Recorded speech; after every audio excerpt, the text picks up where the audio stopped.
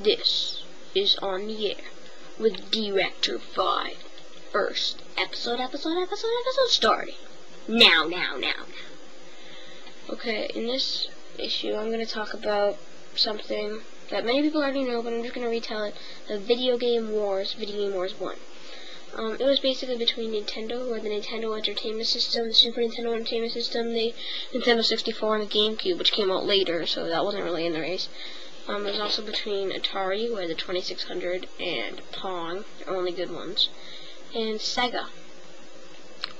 So, it all started when Atari released the great but simple Pong video game.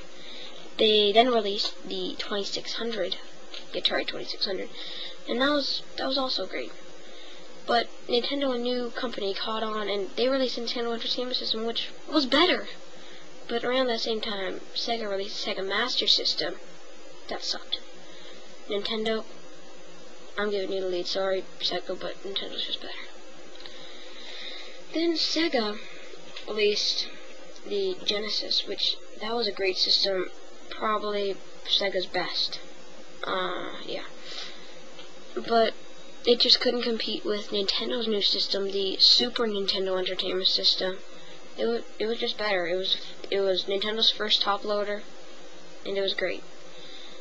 Nintendo, I'm still gonna keep the lead.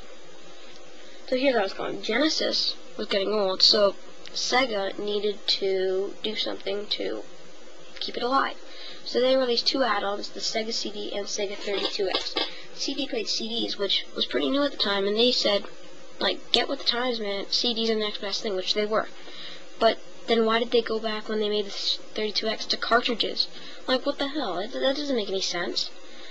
Whatever. Nintendo, you're still leading. Okay.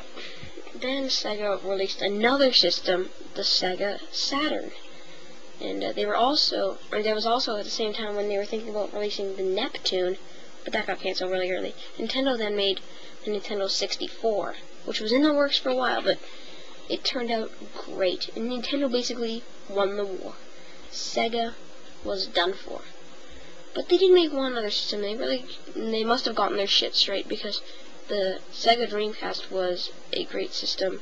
They just couldn't compete with the PlayStation, because that was out, and Nintendo's new system, the GameCube, and Microsoft, who was making the Xbox.